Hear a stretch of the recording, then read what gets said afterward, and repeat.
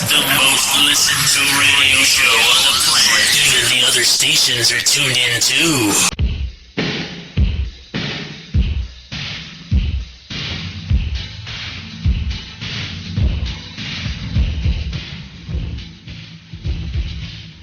Welcome to Radioactive.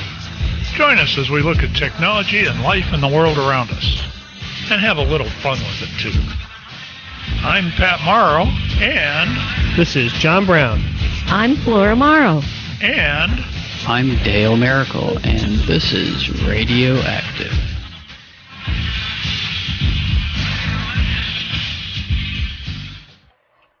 Good evening, everybody! Good evening, good evening. Hey, John. Hey, John. Hey, Beth. Long time no sees. Yep. How's it going? Did I just echo?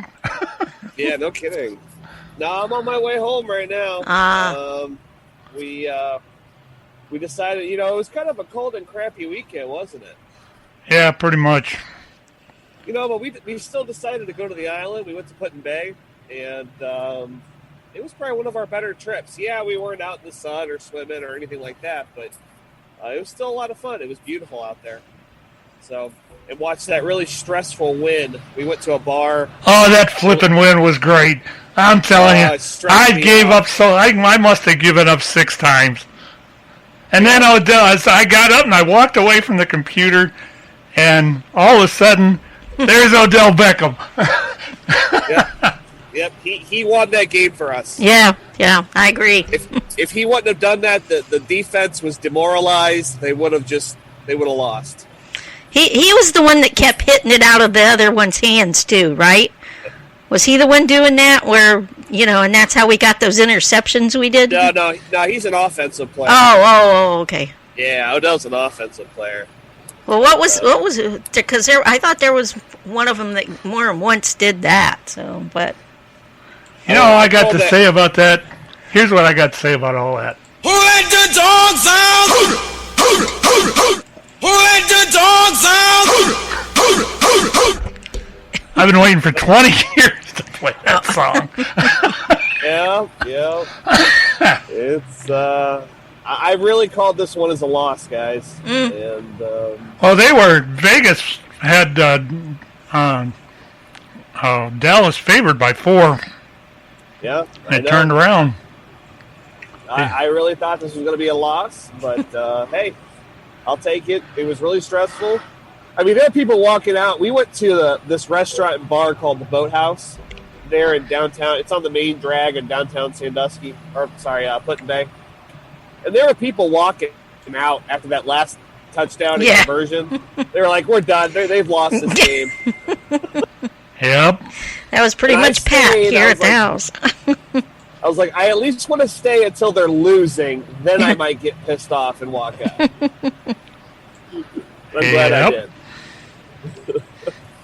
That was quite a game.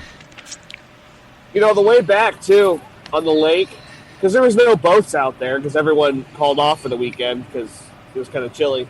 But it was beautiful. It was calm, smooth ride all the way home. And actually, the sun came out. It was pretty nice. I wondered if you had went out there or not. I spent almost all weekend working on radios. Oh, wow. I got... I had Jason help me put the antennas on the truck. When was that, Thursday? Yeah. Thursday evening I went over there. I spent 4 hours with him. And we got everything more or less installed. And then once I got that done, then I spent all day Saturday roping the radios in and all that kind of stuff. Today I spent another couple of hours getting the antennas tuned and getting the radios the way I wanted them, and that looks really good now, though. Cool. But I still need to get one in my pickup, but it's a bear to put one in, especially if you're going to run HF like I'm doing. That thing was a... Oh, you're doing it? No, I'm that not thing doing was it, a bear to get in there. No, I'm not doing that. But the nice part about it, that trailer hitch really works out handy. Well, that's cool. I went and bought a $25 mount from DX for that. And it worked out pretty well. Beth, don't mean to leave you out or nothing. How you been? That's okay. I was wishing I was in Put-in Bay. Yeah, it would be nice, wouldn't it? It was, we left yesterday. We normally we do 2 nights, but since it was kind of chilly, we did 1 night. And we left yesterday morning on the boat, had to stop and get fuel on the way. And I mean, it was like 48 degrees out. It was not warm. My wife was questioning my judgment, but she even admitted it was. Oh, that's nothing new.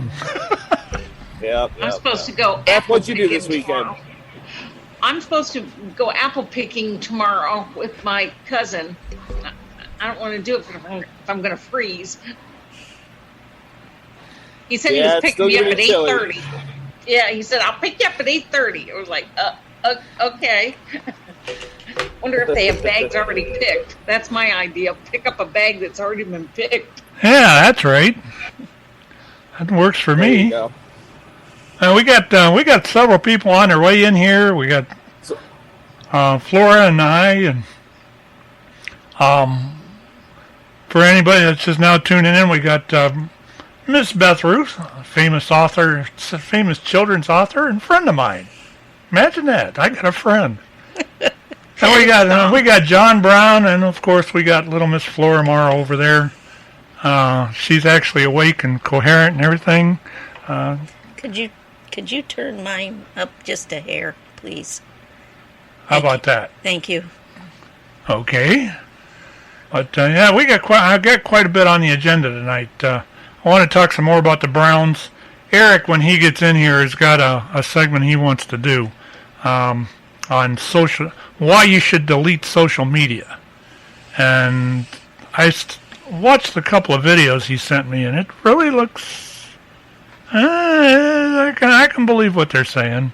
Of course, then again, I believe in a bunch of conspiracy stuff, so I guess that'd be right up my alley. But so what's how much longer you got for the lake, John? I usually pull the first week of November. It's usually when the boat so you only comes got out. about 3 weeks then? Yeah, no, 4, something like that. Got 4. There's 5 weekends in October. Oh, so, okay. Yeah. And that'll be 4. After that, after about 4 weekends, it'll probably be the weekend after Halloween. Is when she'll be put away. And then I usually take about, 3 months off from even going up to the lake. I mean, I don't even go up there. Oh, You that's might cool. pop out around Christmas time just to see the place, but really, I don't even go back up for about 3 months. Oh, that's cool. I'm actually looking forward to it. I mean, I don't know. I would imagine. Where, I would imagine that Go would ahead. get a little, I don't know. Going up there, it would almost become a gruel there for a little while, especially towards the end of the season when you know it's all going to end anyway. Yeah, I'm about ready to be done.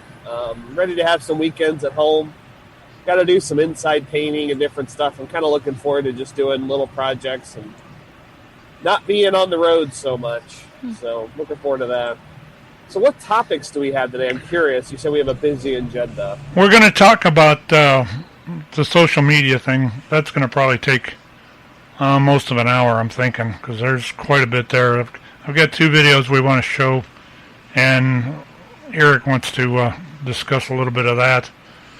We've got stuff on the Browns. I'm actually going to do, if there's time in amateur radio wise, there's a thing that I got a review of the 891 radio that I picked up, and I'm going to give my own insights to it.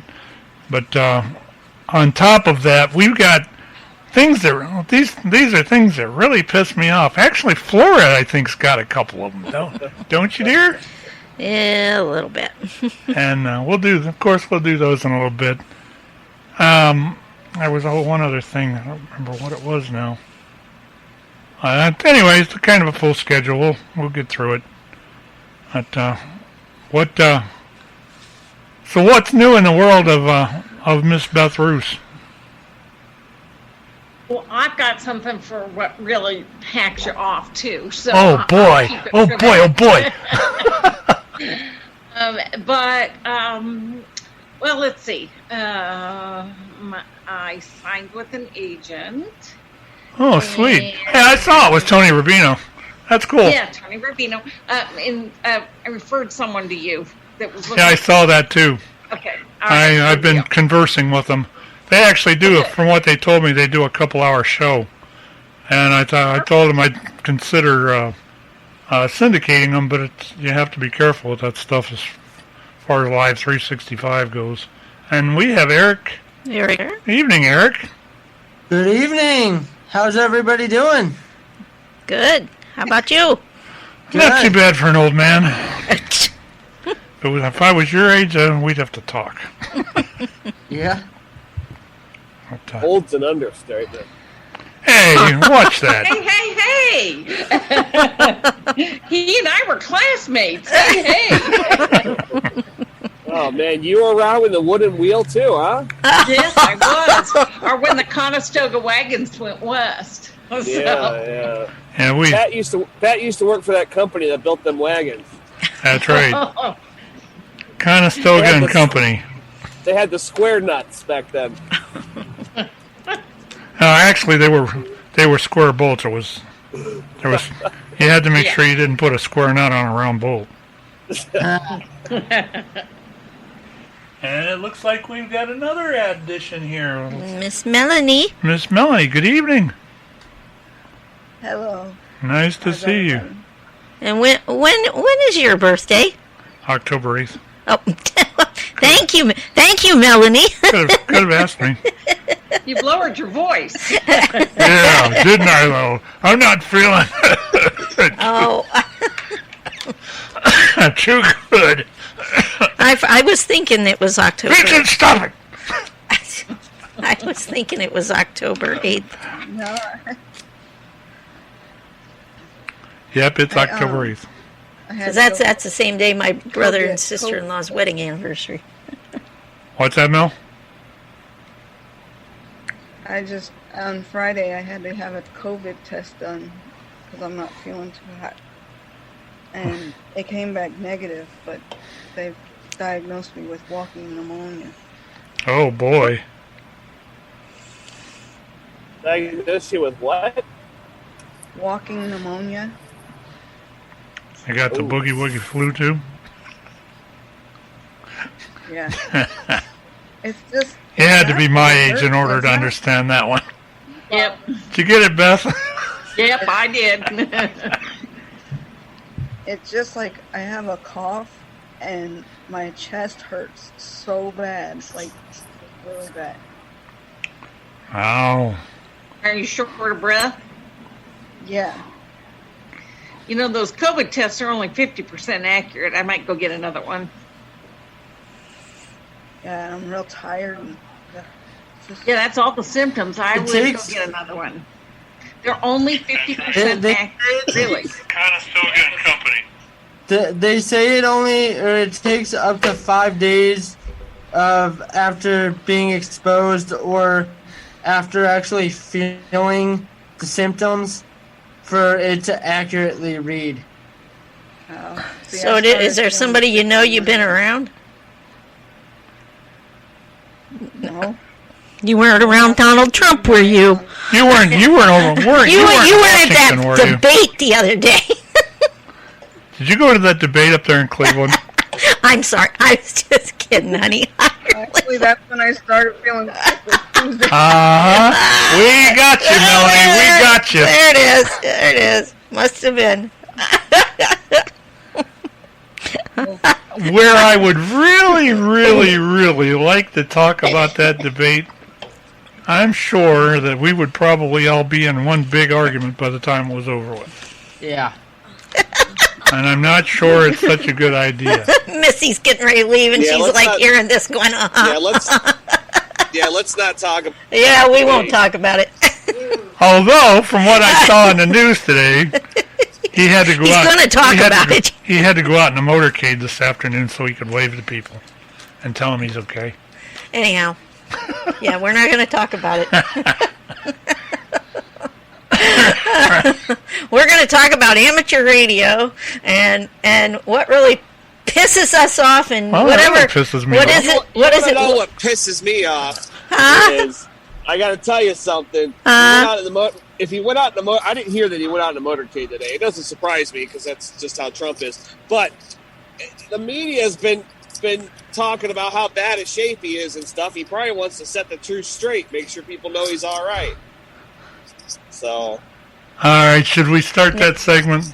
What segment? Oh my Lord! That pisses me Oh, off. well, we could start. We know what pisses John off now. So you want to say what pisses you off? Or These are things that really piss me off. I'm as mad as hell, and I'm not going to take this anymore.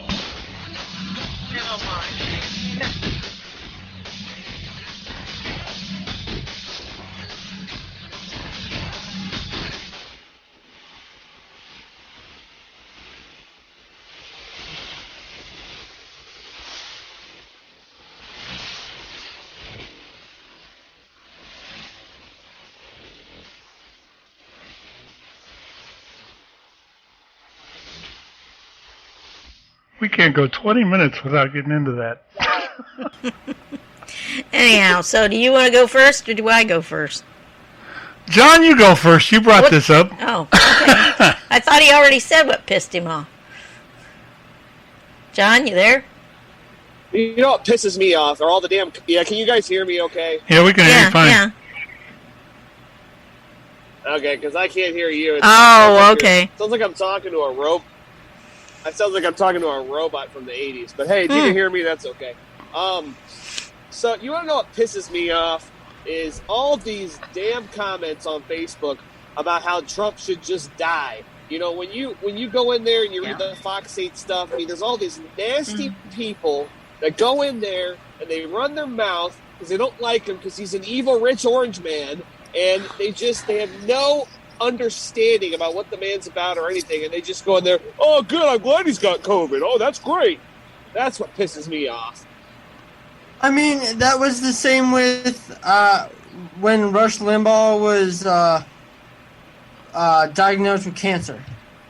Those same people were saying those same things, like, oh, that couldn't happen to a better person than, Rush, or, he'd be no loss to this world or anything like that. Well, where I agree with both of you completely. Anybody that's had any kind of a semi-religious upbringing knows that you aren't supposed to wish ill will on anybody because it reflects on you. And I think that I could think of a couple of Bible comments or Bible quotes that are there, and they're, you don't wish ill on somebody. I've never ever done that. And believe me, in my life, there's been times I really could have. But I bit my tongue and I followed my beliefs. That as far as Facebook goes, and as far as some of the social media goes, I think some of these people, I know in a lot of respects, I've learned a lot about some of my classmates even, because of the way they do and the way they act on Facebook. Beth, you're excluded from that, by the way, just so you know. I try not to spend a lot of time on Facebook because I can't stand the hate and the ugliness, and it shows their true character or lack of character. And well, you know what? It goes on both sides too. That's the thing. That's the thing. There's both sides out there. The only reason I'm on Facebook is for my books. If it wasn't for that, delete. I mean, I hate when people, just because they disagree with you, they call you uninformed, and then, you comment back and be like, how am I uninformed just because I don't agree exactly with what your political views are? Yeah. How's that uninformed? That's what our country was built on. Well, and see, Eric, that's what I got. I had somebody that I worked with. I still work with them, but I ended up having to unfriend them and block them on Facebook because all I did out there was say who I was going to vote for. I did not attack their candidate. I did not say anything bad about him. I just said who I was going to vote for. And oh my goodness, the tongue lashing I got about what the heck's wrong with me. Why am I'm going to have to stand in a bread line, and I'm going to have to, I'm going to lose my guns, and I don't know there's where going to these be people total come up with some of this chaos and stuff. all this kind of stuff. And I thought, you know what, I don't have to listen to that kind of stuff. No. Like I said, I didn't attack their candidate. I just said who I was going to vote for. So I ended up, like I said, I unfriended her and then blocked. I ended up having to block her because I unfollowed her and unfriended her, but she still sent something to me in Messenger then. And I thought, you know what? Forget it, chick. I'm not gonna deal with this crap. I gotta work with you, but. I don't agree with everything he does. Huh? I said I don't agree with everything he does, but I don't wish him, ill will at all. Well, I hope him and Melania get through this. Well, I mean, if somebody wants to have a intelligent debate with me, and maybe intelligence probably not the right word, but like, if somebody wants to have a debate with me, then go ahead. Bring up your points, I'll bring up my points. But don't start attacking me and calling me uninformed. Yeah. Just because I don't agree with you. Right. Well, our country's so divided anymore. There's no. Oh, you're right, John. It's either you're evil or you're on the right side. Yep. I can give a crap less that Pat does not like my guy, and that's fine. Okay, I don't care. I'm still voting for my the feeling's mutual here. So it doesn't matter. I'm still gonna, after voting season's over, I'm still gonna go to his house and annoy him on the show. I don't care. Oh, you're going to Donald Trump and annoy him on his show? I'm talking about you. Oh, I get it. He's going to come over here and get some Miracle Whip on his sandwiches. You're damn right. You better have plenty of ham and Miracle Whip and white bread. And that's how we'll make my dinner great again, all right? And make your dinner great again. That's right. That was good. That was good. And the problem is, like, there's a lot of young people who are uninformed. And older people too. But I feel like no, I'm not. That wasn't a. Yeah. Okay, that wasn't a shot. It's okay, Eric. Yeah, but I mean, especially my generation, they're a bunch of idiots. Yeah, thank you. They're brainwashed. Yep. Yeah, exactly. You gotta wonder where some of the brainwashing is coming from, though. Well, and you brought up, Eric, though, there are some older people brainwashed, too. I mean, yes. I mean, don't get me wrong. But yes, John, I told you, it is public education, whether it's high school or college. It's amazing to me. Pat, back in the old days, we used to fight communism. Now we teach it, and it's just... Yeah, back in the old days, before dirt, we used to... Hell, back in McCarthyism and all that, hell, if you even said the word Russia, you was arrested and accused of being a communist. Yep. And all that... And man, that was bad back then. Hell, I'd like to see McCarthy now. Of course, no, I wouldn't actually. He's probably dead. But as far as McCarthyism and stuff like that back then, and when they started going after what ended up being the mafia and the actually it was La Cosa Nostra, and some of the communist stuff that they went after back in the 50s because of McCarthy. That was an iconic place in history. could you imagine what if he was to see this now? Man, it's unbelievable what he would have done. You know, and you can't blame him. You got the flipping Russians trying to come in and alter our politics. And that is just wrong. I'm sorry, but that's wrong. Yeah, it is wrong, and they've been doing it forever, and we've been doing it. I don't think they've been doing it forever. I think what's been happening, they may have influenced the last couple of elections, the last 2 or 3, but I don't know that they were around before then. Just because of the way that they went, and there was no vehicle for them to get it here. Now they've got social media, and that's a real vehicle for them. Yeah, well, back in the day, they used like actual spies to do it. Okay, nowadays. Yeah, but how in that same token, how much can one or 10 or 15 spies do as far as in relationship to what you've got as far as social media now? You'd be surprised. I think a lot of those scandals that came out over the years, you got to wonder, you got to wonder how that information got out. I mean, come on. You want to talk about a country that influences elections? Look at ours, okay? We have done nothing but for, 100 years, probably more than that. I don't know, at least 100 years now, go around the world trying to police the entire, world as our own and influence elections, take out dictators. I mean, you name it. I just wish everybody would leave everyone else the hell alone. That's just me. I'm kind of an isolationist.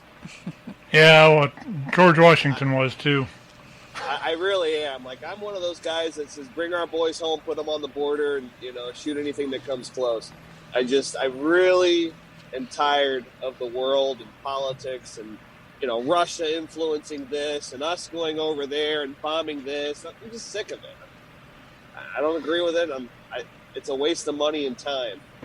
I agree. But hey, that's what pisses me off. I better shut up now.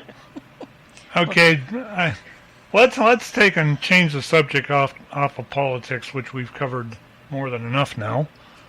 Beth, what did you have that pissed you off? Come on, I got to hear this.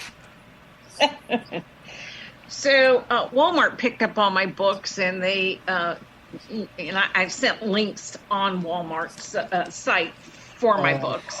Great. Anything Walmart, yeah.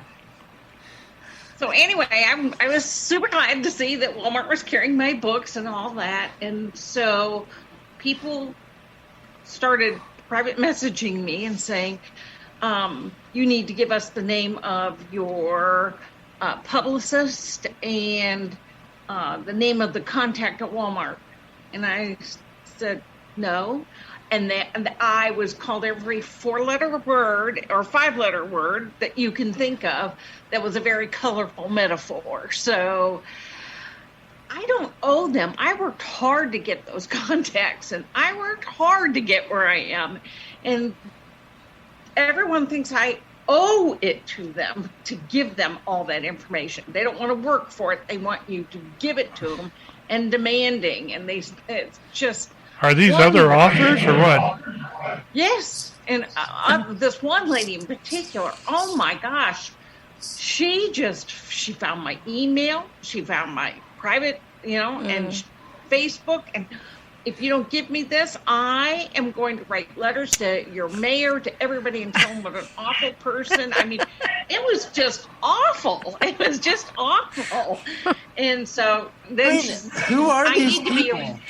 Just other authors. And she says, you need to be arrested because this isn't right. And I was like, I need to be arrested because I worked hard?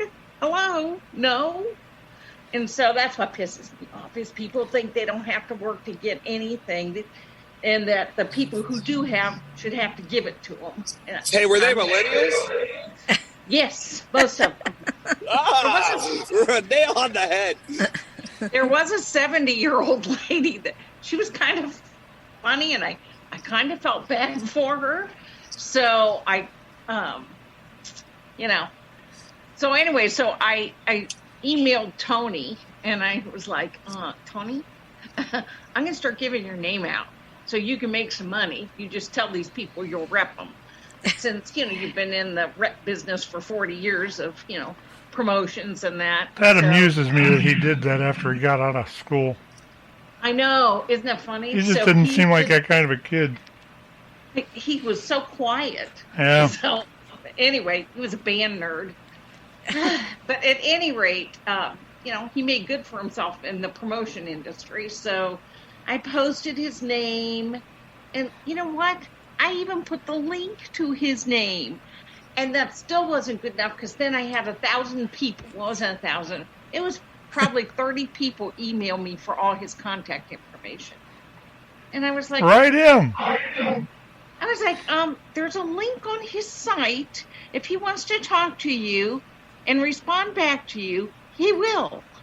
But I suggest you put together a contact letter of introduction, what you've done yourself, and what you're in need of, and he'll decide if he'll accept you as, as a client.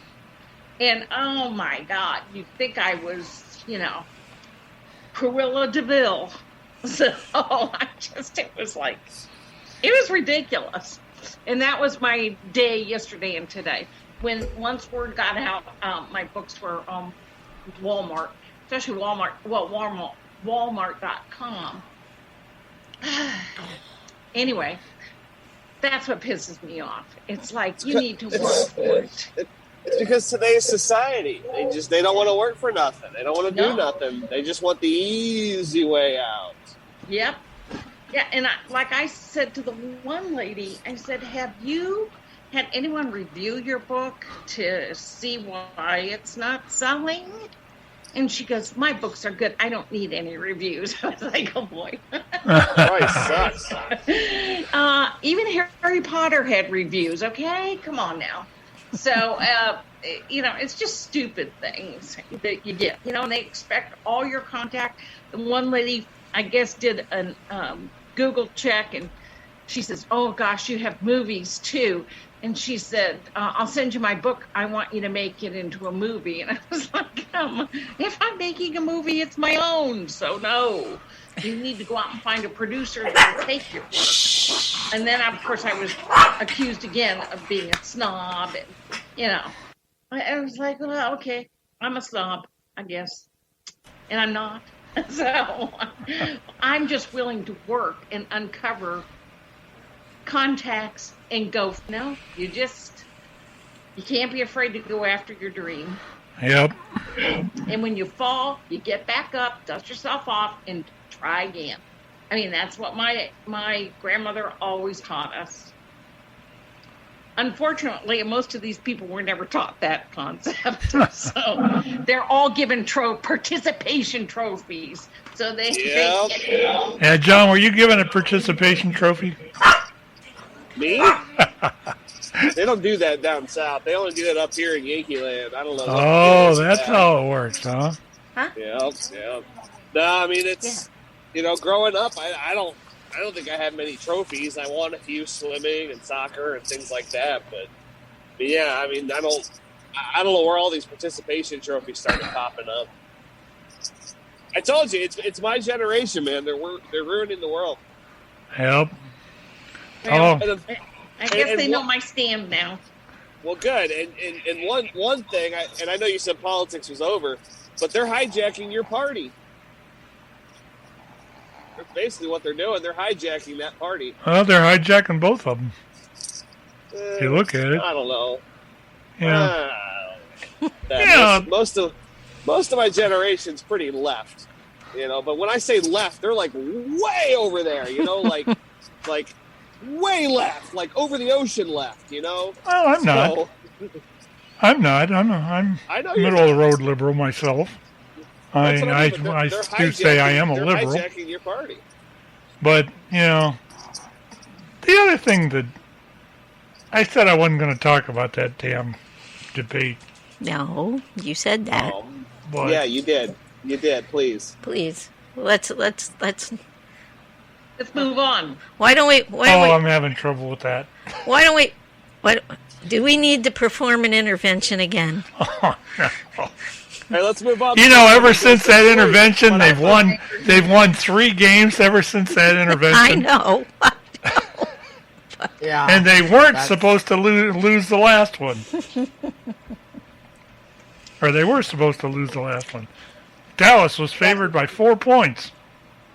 I know. I really thought they were going to lose. What do you think, Eric? We haven't got your comment about that yet. I didn't get to watch because I was working. Eric, shame on you for working. man. You Shame missed on you. If you get a chance and can find that game somewhere, I DVR'd it, so I'll be watching it tomorrow. go look at the last All quarter. right. All right, You so- won't flip and believe what you see. So if he DVR'd it, he's not going to watch any news, and you and John, we can't talk about what happened with the game. So Oh no, I heard people screaming and yelling at work. Oh, okay. You won't No, I believe. know. You I know won't what believe that happened. last quarter. I feel bad. The guy I talk trash about saved the game. Oh, Really? Odell saved the game. Okay. Yeah, and he had to run believe it. 70 yards to do it. Well, and I got to tell you, I think in the back of his mind, he's like, you know what? We worked our ass off here. We are not losing this game. I think that was like his mindset right then. I just hope that continues for the next, 12 games or so. Yeah. it's The gonna interesting Super Bowl one's going to be 2020. That'd be interesting. Huh? the interesting Well, one's going to be in 2 2021. weeks.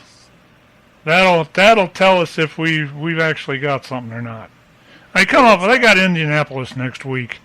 That should be an Colts? all right game. Yeah, they got the Colts. That'll be kind of tough. But the following week is Pittsburgh, in Pittsburgh.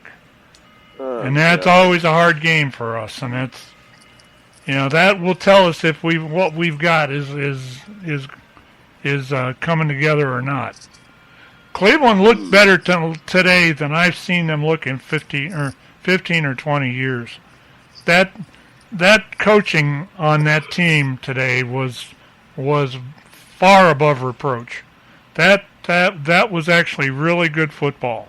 And that team was performing what that coaching staff was telling it to. And that's how they ended up winning. I actually saw some chemistry between Baker and Odell. Exactly. The only thing that bothers me a little bit, I hope Chubb's not hurt too bad. He got put out in the first quarter Yeah, he did. with a bad knee. Something happened to his knee. I just hope it's not serious. Was he carted off? No, he walked off, didn't he? I don't Yeah, he kind of limped off. But it doesn't sound good.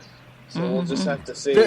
The defense really needs a boost or something because they can't keep giving up this many points and expect to win. Do you know? The defense was brilliant the first Yeah. 3 quarters. Mm-hmm. Do you know? Do you have any idea what Prescott threw for? No, I didn't. Almost 500 yards, and they still lost. Well, He threw for 500 yards and lost. well, Man, oh man! the defense can't give that many yards up. That's the problem. Well, You know. they were making up for it in other places. They had 3 turnovers, and they were coming up big there. That's how they got about half. That accounted for probably half the points. But the last time that they scored 49 or above 40 points was 2007. I want to say I think it was against Cincinnati. The first time, or the last time that they had over 30 points for 3 consecutive games, which is what they've got now, was 1968. That's how far we're going. Wow. 1968 is the last time they had 3 games in a row with 30 points or more. The question is it going to keep up or is it going to fluff out? I hope it keeps up. We can only hope. Like I said, the Pittsburgh game's going to be the thing that proves it all. If they can beat Pittsburgh in Pittsburgh, let me finish my thought. If they can beat Pittsburgh in Pittsburgh, then and Pittsburgh, have they lost yet? I don't think they have. No, they were supposed to. They were supposed to play the Titans tonight or tomorrow night, and that got screwed because of COVID. So they're actually in a bye week for this week, I think. But if you're going to come up against a team that's got a similar record, if not better than you, and that's going to be a shoot up, but it's going to be a good one. Okay, sorry about that. No, I want Baker to become like a franchise quarterback. You know, I would love to see him. He's on his way. He's on his way. Just to become like a legacy here, you know, kind of like Big Ben, you know, in Pittsburgh. You talk what you want about that team, but Mayfield's footwork, I watched a lot of his footwork even this afternoon. He's rolling out of the pocket really well now. He's doing the bootlegs really well. That's what I wanted to see from him. And when he does that, that's what puts him at his best. Mm-hmm. And that's why he was connecting with Beckham. He had 2 or 3 throws to Beckham that were out of a bootleg like that. And it was surprising. How are they doing this with everybody's like, oh, they're going to have a bad season because they had no off season to build chemistry, you know? Well, you're going to build chemistry in the games as you play, and that's what's happening. Coach, too. If they would have actually had 2 or 3 practice games, if they would have had 2 or 3 preseason games, this would have happened. This position of the team would have been probably 2 or 3 games ago. Now it takes, the way I've always looked at it, it takes about 4 weeks of regular season to get a team performing on all its cylinders, and we're into what the 4th week now, or we were. So things should be performing like they're going to perform, and it's just hold on to your seats, because there's no telling where it's going to go from here. And always remember, they are the Browns. Well, Dallas they are. was like, we saw that at the 4th quarter. Yeah, Dallas was like one of the top-ranked defenses too. For the Browns to score 49 points, that's pretty good. I want to see what. Watch the 4th quarter; it'll piss you off. I want to see what the stats were for Baker for this one. Hold up, I'll pull them up. I want to know what happened in the 4th quarter. What happened to the defense? Yeah. It wasn't the offense, defense. I don't mean to interrupt, but I have something that angers me. Oh, cool. Why is it all the Popeyes chickens are in the ghetto?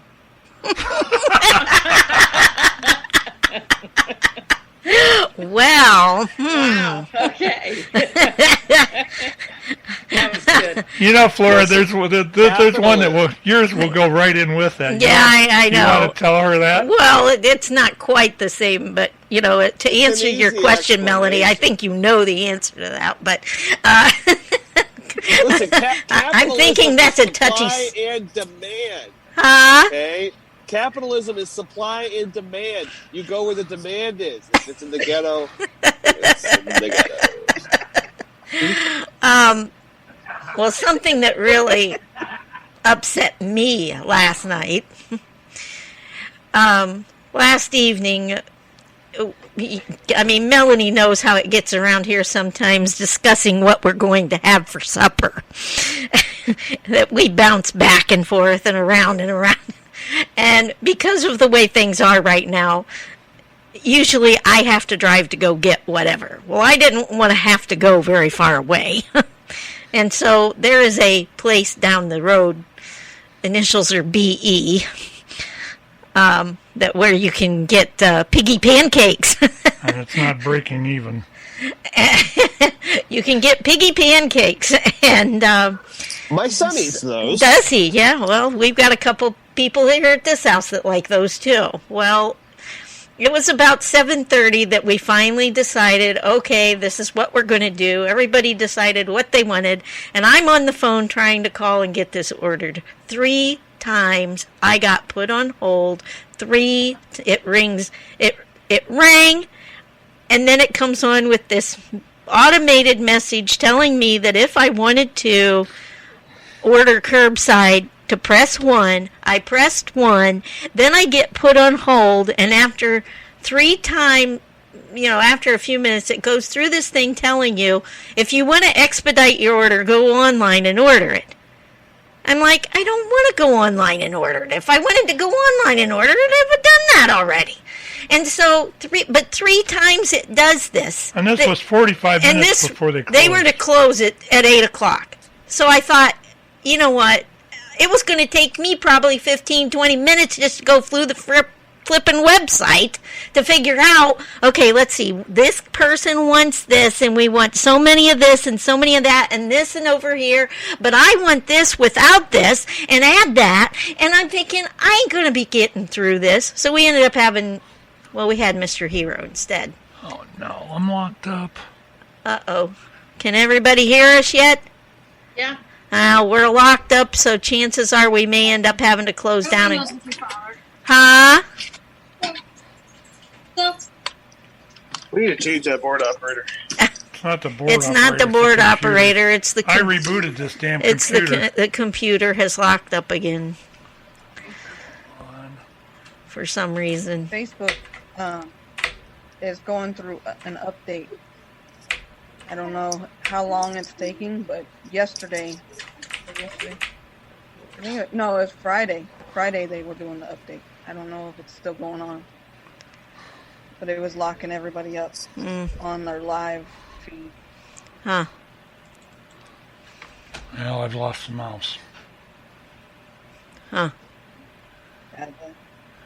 Wow. Broadcast interrupted sign is on the Facebook feed. For us? Yeah, for you guys. All right, let's pause this.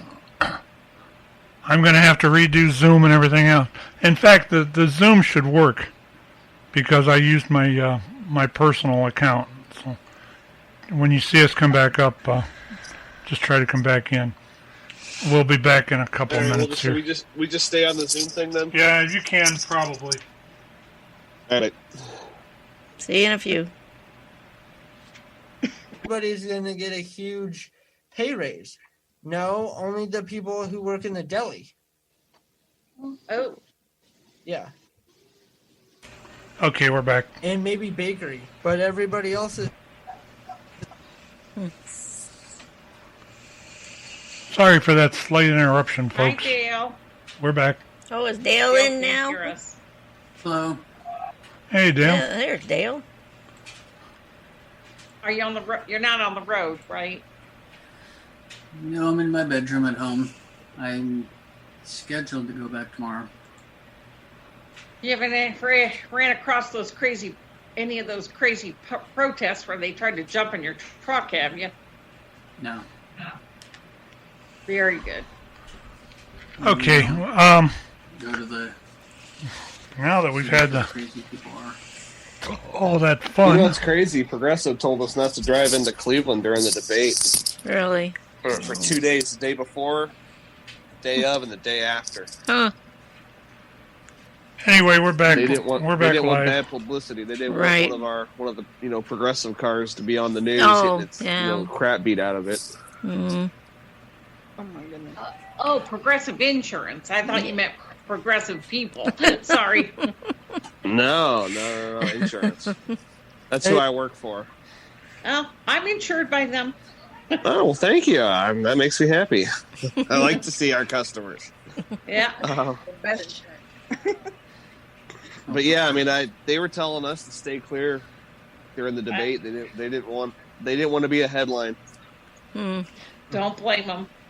No, Flo would I have been very happy. I didn't blame leadership either. Well, it's free advertising. Not when your car's on fire. No. Well, Yeah. Wrong have kind of insurance. advertisement. Well, Yeah. then you can show how fast the response is about the Yes, insurance there we go. covering the car. Exactly. If that happens, Flo better show up.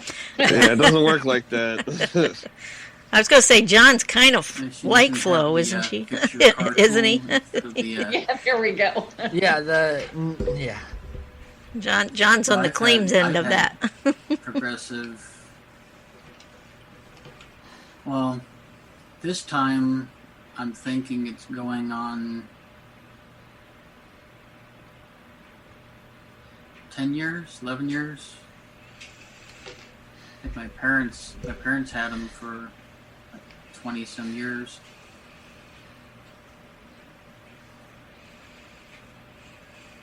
I'm glad to see. I'm talking to our customers. I appreciate it. That's funny.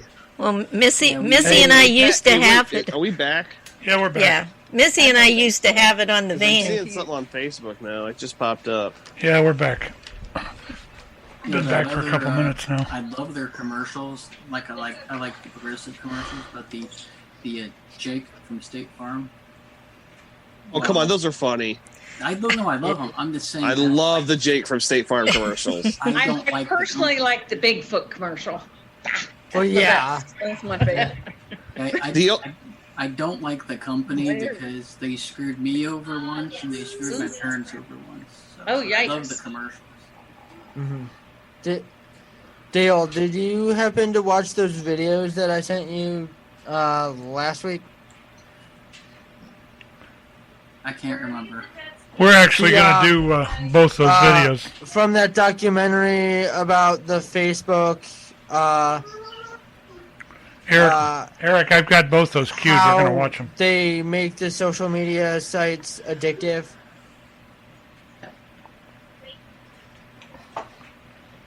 It's the scrolling motion, right, Eric? Isn't it the scrolling motion that you get addicted to? They said that it produces dopamine. Pat was actually, if he ever gets the show going again, he's we're supposed rolling. to play that. It's on Facebook, so I think we're back up. Pat, are you there? Yes. Yeah, I'm he's here. He's here. Can't you hear him? I've been here for a month. Where you been? If he left the Can you hear him and see him? left the Zoom. Oh yeah, who's the master of the Zoom now? Well, Crooked River is still listed on mine, and I was the last person to Oh, join. So yeah. I'm thinking He's still showing there. muted though. He should. Pat, you're muted. Generally, when the person that starts the meeting leaves, somebody is then promoted. That's of the level of management in the Zoom interface. Is So can you guys hear me? No, they're not here anymore. Oh, When either. that person leaves. There, is that better? Yes. There we go. The Okay. damn thing muted me when I come in. So that's Yeah. why. Well, I hate that it does that.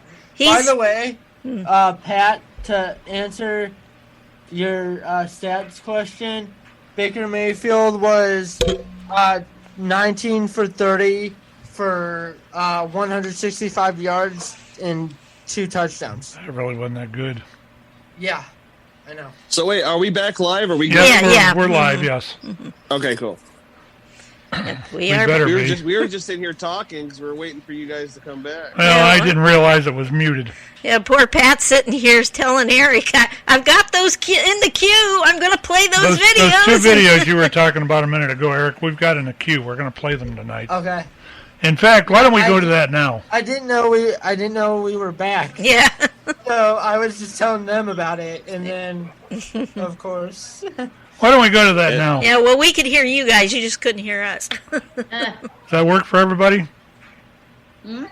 Let's go ahead and do the 2 videos that I got. Eric, you want to introduce these, Eric? Go ahead. Okay, well, I started talking about them a minute ago. I don't know if we were actually on the air at that point, but they're how social media sites are made so addicting. Whether it's the algorithms or, well, it's usually the algorithms, but one of these videos features former executives from Facebook, Pinterest, and Twitter. And then the other is just some, I don't know who he is, but I think he's like a psychologist or something. So, I don't know which one you're going to cue. We're going to do the one that starts, you'll wish you knew this first. Okay. Yeah. That seemed like the way to go. So let's go ahead and view these two videos. We'll probably I think there's about 10 minutes total. So hang in there. We'll be right back. This is a good listen, even if you can't see the video. We'll be back in a bit. You're listening to Under Lock and Key. Boy, where's my mind at? You're listening to Radioactive on the Crooked River Radio Network. You're dealing with an addicted generation. This is a big time bomb ticking. This is no accident. Indeed, it is by design. I mean, seriously? It was my mistake. I mean, I think we can all feel it. To try to make these products as addictive as possible. Spike in dopamine.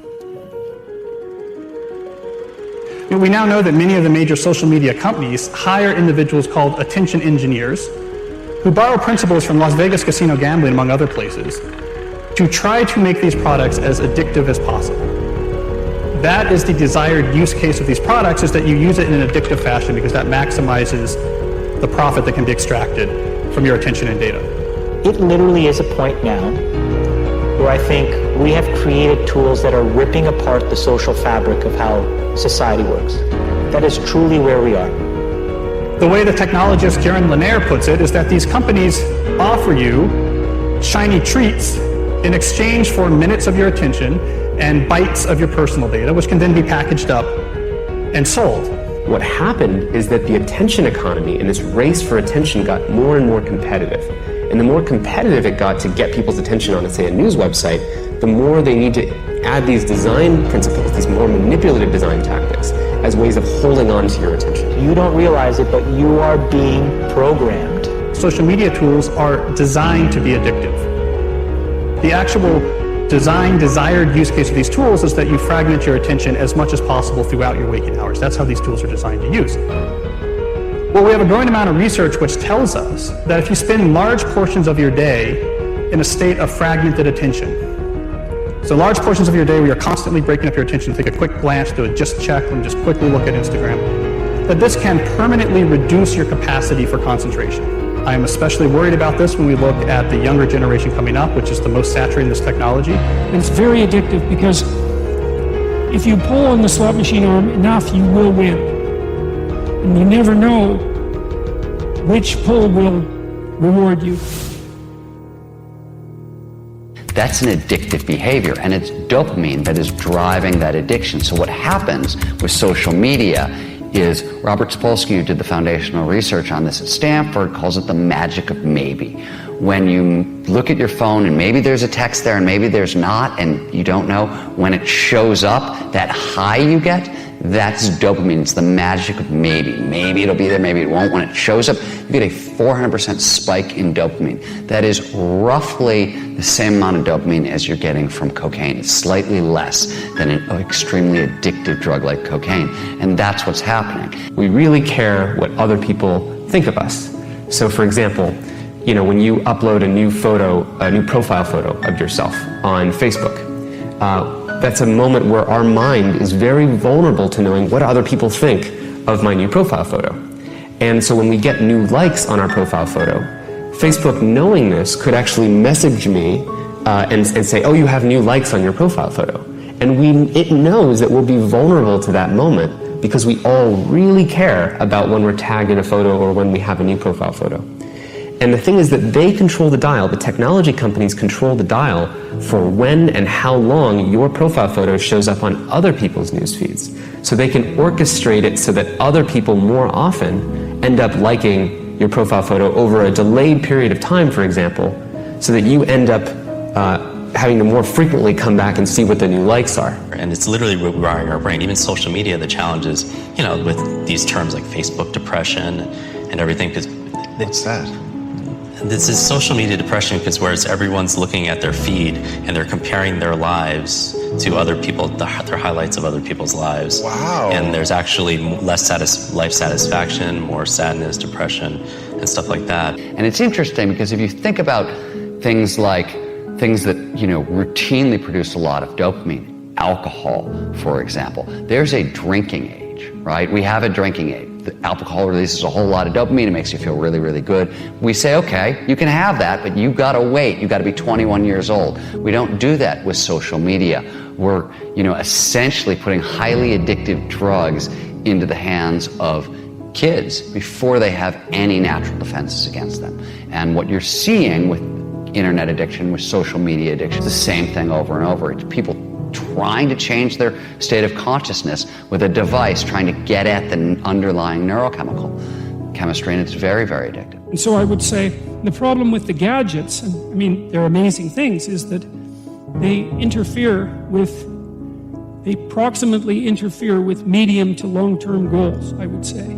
And so I think the first thing you have to do to bring them under control is figure out what it is that their use is interfering with. It has to be something important. Right? So you think, well, I want to do something important. What is that?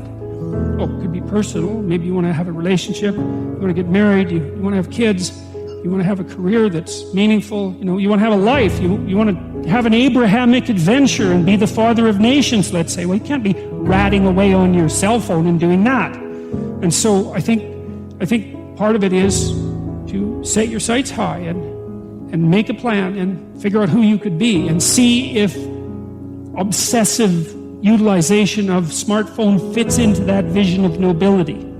And it will partly, because they're unbelievably powerful communication devices, but so often it's for lack of something better to do, and it also interferes. Imagine like when you take that to the extreme, where bad actors can now manipulate large swaths of people to do anything you want. It's a really, really bad state of affairs. And we compound the problem, right? We curate our lives around this perceived sense of perfection because we get rewarded in these short-term signals, hearts, likes, thumbs up, and we conflate that with value and we conflate it with truth.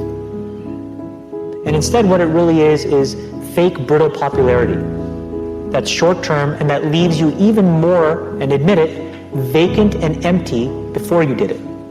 Because then it forces you into this vicious cycle where you're like, what's the next thing I need to do now? Because I need it back. Think about that, like 2 billion people. And then think about how people react then to the perceptions of others. It's really bad. So we know from the research literature that the more you use social media, the more likely you are to feel lonely or isolated. We know that the constant exposure to your friends' carefully curated positive portrayals of their life can lead you to feel inadequate and can increase rates of depression. And something I think we're going to be hearing more about in the near future is that there's a fundamental mismatch between the way our brains are wired and this behavior of exposing yourself to stimuli with intermittent rewards throughout all of your waking hours. So it's one thing to spend a couple hours at the slot machine in Las Vegas, but if you bring a slot machine with you and you pull that handle all day long from when you wake up in bed, we're not wired from it. It short circuits the brain. We're starting to find that it has actual cognitive consequences, one of them being this sort of pervasive background hum of anxiety. Here's the thing. The world we live in isn't real. Social media isn't real. And by design, social media rewards us for showing our best life. The edited, posed, champagne, Michelin star, holiday, orchestrated best angle of our life, the highlight reel. But you don't ever see real life, the 99% of our lives, the behind the scenes, the unglamorous, unfiltered, day-to-day, bland normality. And you end up comparing your behind the scenes to other people's fake highlight reel and using others as a mirror or benchmark for how you should look, how successful you should be, or how you should live.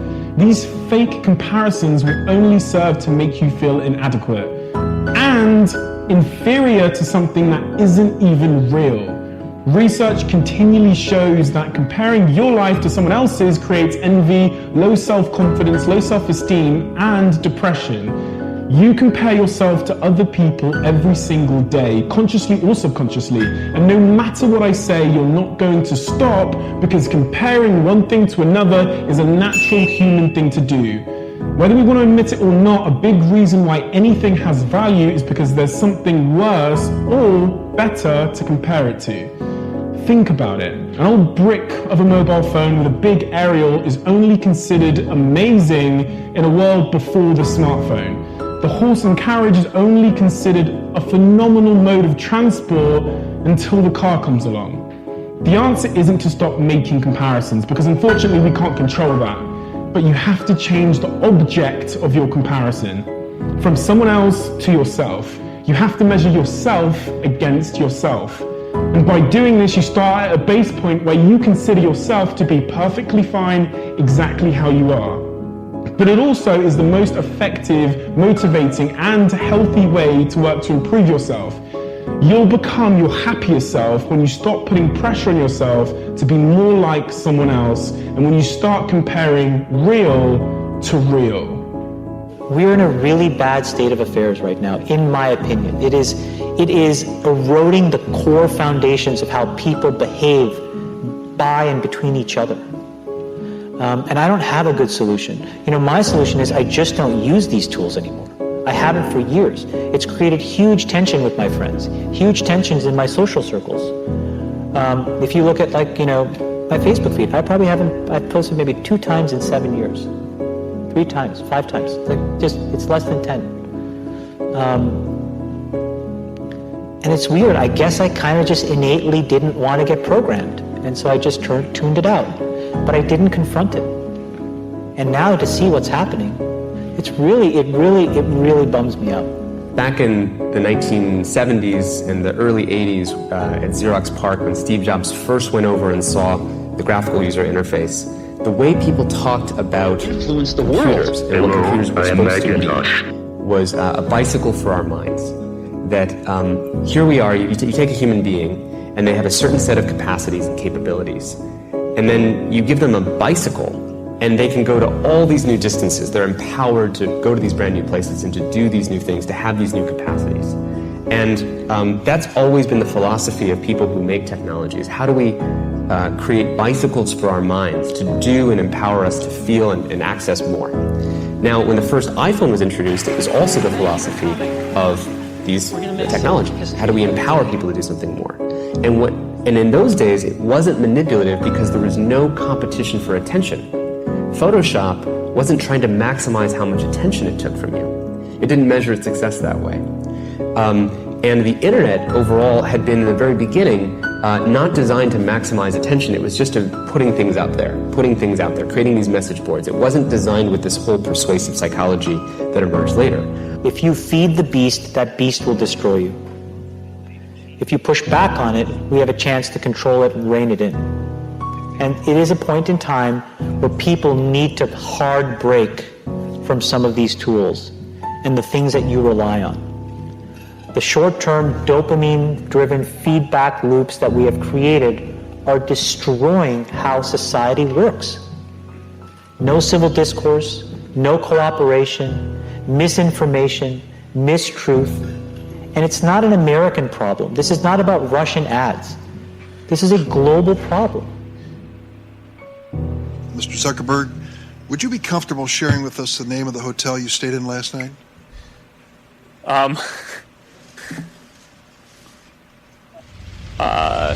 No.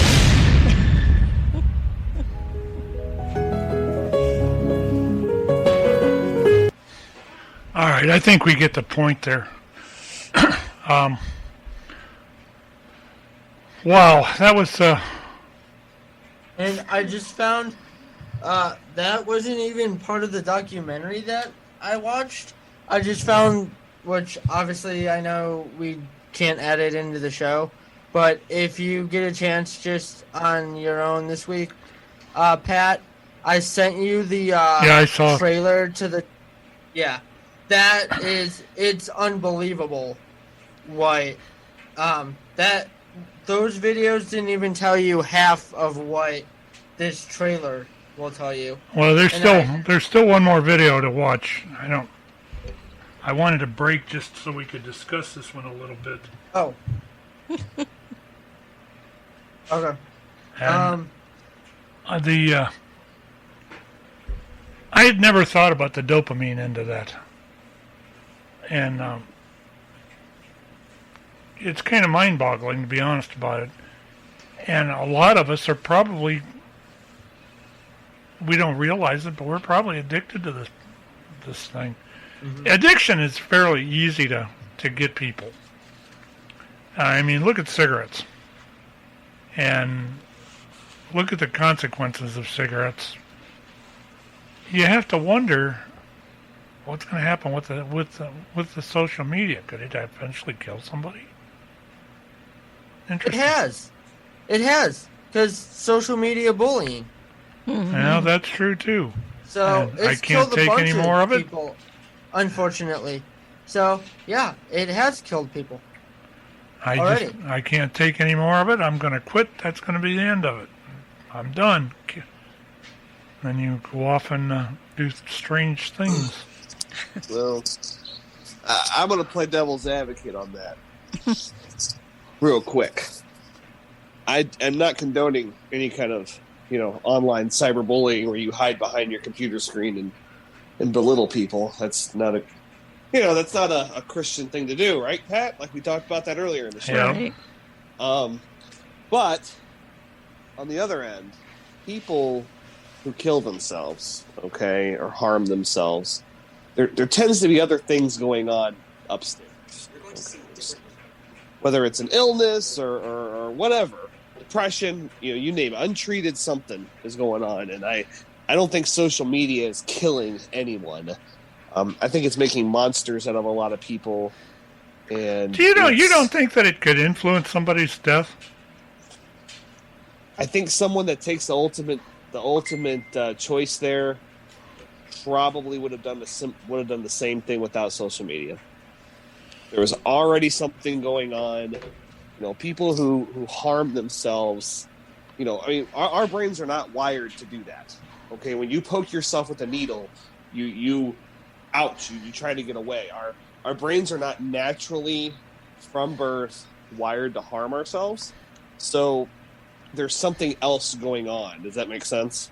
Yeah, kind of. I mean, whether it be depression or a mental illness or something along those lines. What I'm saying is if I understand what you're saying about being depressed and that. But what happens when social media acts as a trigger for that? Could you be blamed for that?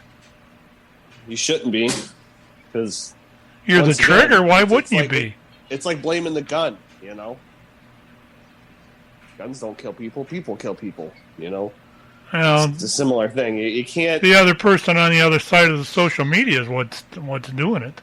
That's I think the actual what it comes trigger. down to is everybody in this culture is looking for someone else to blame, someone else to point a finger at, and we're not looking at ourselves in the mirror, and we're not.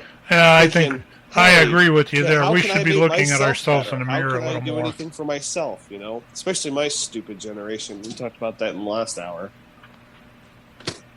There should be more of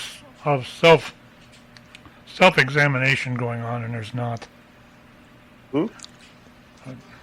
Anyway, let's go to this other video. I found it just as interesting, and we do have a couple minutes, so let's switch over to that. Oh, come on. I don't care about that. Hopefully I get a stab at this board operator thing next month. Jaron Lanier is considered one of the fathers of virtual reality and a veteran of Silicon Valley. And he says social media and its algorithms are harming your health. In his book, 10 Arguments for Deleting Your Social Media Accounts Right Now, Lanier contends that sites like Facebook and Twitter are dopamine farms that are reprogramming how you think and feel. He says they're also causing political instability and are changing the global economy for the worse. Well, joining me now from Seattle, Washington, is computer scientist, inventor of VR. He's even a classical composer, Jaron Lanier. Good to have you on the program, Jaron. Tell me why we should unplug. Tell me why we should delete our social media accounts. Well, there are 10 reasons, okay? One reason is that scientific studies have shown that even though it's hard to delete your accounts, when you do, you get happier. You get more productive. You have more time. But that might be the least of the reasons. When a lot of people do, their society becomes better. It becomes more peaceful. People believe in facts more instead of silly conspiracy theories. What's amazing is that just this one technology seems to have made every layer of life worse. But since we're all addicted to it, it's hard to see that. Right. And so, full disclosure, one of the great perks of my job is that I can read a book and then come and talk to my team and say, hey, I read this book, it's fantastic, we should get the author on. That's exactly what happened with your book. I read it about a month ago. While I was reading it, it was actually, I posted my last tweet about a month ago. And I said, guys, this could be my last tweet because the book was so compelling. Your arguments were so strong, right? So I haven't tweeted in a month. I haven't gone onto Facebook. I haven't gone into my Instagram. I've left them idle. I haven't deleted them yet, but I found it really compelling. Now, I might be a convert. I don't know. I'm sort of in this in-between phase. I will agree that I've read more in the past month. I've read loads of books, and I've found, for me personally, I found my concentration back. I've been able to concentrate a bit better, right? Be that as it may, there's something a bit more nefarious that you talk about in the book. You talk about the fact that social media is manufacturing in a terrible way. It's making us behave differently, and it's designing bad behavior or unnatural behavior. Now, help me understand that and explain that properly. Sure. Well, in the business models for companies like Facebook and Twitter, but also I have to say for Google, the only product that they make money from essentially is the ability to persuade and change the behaviors of their users. So you're not the customer of these things. The customer is the advertiser off to the side, and the advertiser believes that they're able to gain some kind of modification in what you do, what you think, and it's sneaky. You don't understand all that's being done to you. Very strange behavior modification algorithms are being applied, and all this data that's being taken is what feeds those algorithms.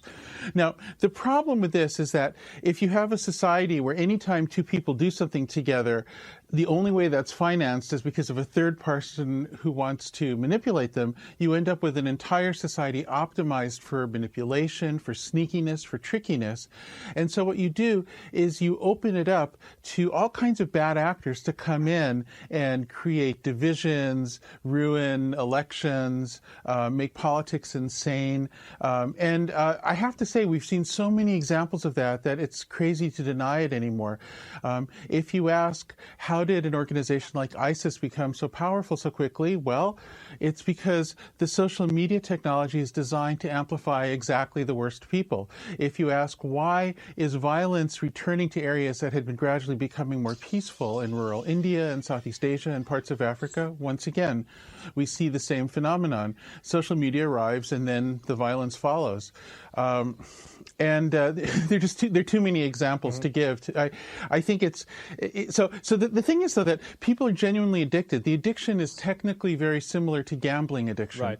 When somebody becomes addicted to gambling, they don't want to believe it. They think they're in control, but they're not. And so since everybody's addicted to this stuff, when you talk to them about it, it's very hard for them to understand because they're addicted. It's essentially a form of being hypnotized, but by a hypnotist who's working for somebody else. Right. It's a very strange situation. Okay, so we're addicted. That's fine. We get these dopamine hits from people liking our pouty selfies or, our posts of our kids or whatever, even if it's well-intentioned. We're addicted to our own echo chamber and people validating our thoughts and all of that. But on the other side of this, and this is a crucial point, whether it's Facebook or Twitter or Google and so on, are they deliberately, nefariously trying to modify our behavior and make us into bad, addicted people? Or is it just a byproduct of good intentions gone bad? This is a fascinating question. Okay, so the first president of Facebook, somebody named Sean Parker, now says that they understood they were intentionally doing something bad. But the thing is, I knew him at the time when Facebook was starting, and he was the president of it. And I really believe they didn't understand it, and it was good intentions gone bad. And so this leaves me with a mystery. Is he remembering himself as being more of an evil James Bond villain kind of a person because it's glamorous? It's very hard to figure that out. I'm very confident that Jack Dorsey and the other people at Twitter did not realize they were doing something bad, and they were caught by surprise and now are having trouble figuring out what to do. And I think they're sincere. I also feel that's true about the Google people who I knew, and I actually sold a company to them when they were just starting.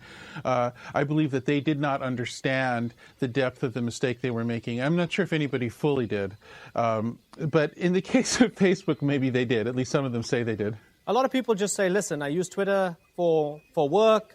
and for keeping up with the news. I use Facebook and Instagram for friends and family and being sociable. What's the big deal? Aren't you a bit of an extremist, Jaron? Or even to me, like, what's wrong with you? Why are you taking yourself so seriously by unplugging, either by leaving it idle or by leaving altogether? So what? Just reduce the amount of time you spend on these things. What's wrong with you? Don't you have willpower? Don't they have a point? Well, the thing is that people aren't aware of most of what happens. Your immediate experience of using these tools might be quite positive. And indeed, from my perspective, this ability to connect with friends and all that sort of thing is just intrinsic to the internet. That's all good and that's all authentic. The main thing that goes on that I'm concerned about is something that you are by design not aware of, which is the modification of your own behavior, because it happens very sneakily and very subtly using the techniques of what's called behaviorism, a branch of science that studies how to change the behavior of organisms like people. And so, you know, what this is analogous to for me is in the past, society has faced problems where there was mass addiction. And even though everybody was addicted and even though it was hard, we somehow were able to face up to it. And a very obvious example to me is cigarette smoking, which is greatly reduced, even though everybody used to smoke all the time everywhere. Another example is alcohol. We've had a campaign in most of the world to prevent people at least from driving drunk because it used to kill so many people. And actually that's worked, you know, that turned out to be intelligent and was accepted. So I think in the same way, when we start to have a wider realization of how troublesome these things are, not only will some people leave, but when those people leave, they'll create the space in the society for conversation. And I'm fully confident that these services will improve eventually, and they'll improve enough that I won't feel you need to delete them anymore. But right now, it really is important for the health of society for people to become aware of the degradation that's going on.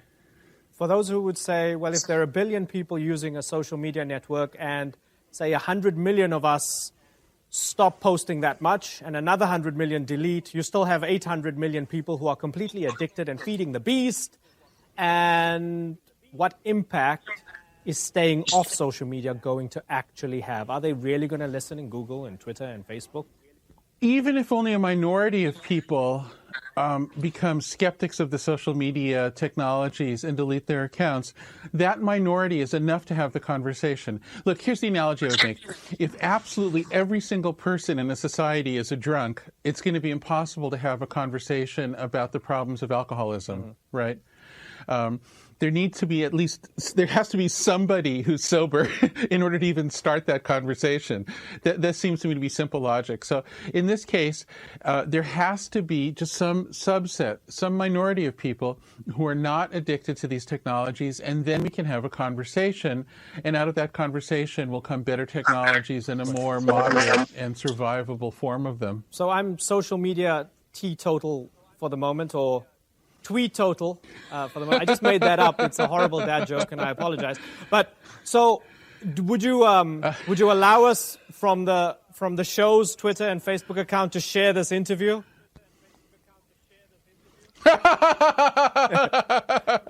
Well, look, I'll tell you one thing.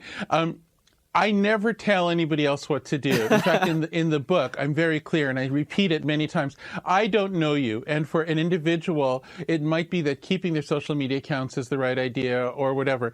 It's not my job to judge individuals, but it is your job to know yourself. It is your job to experience yourself without addiction. It is your job to make judgments. So I have to leave it to you. Okay, we're gonna share the interview.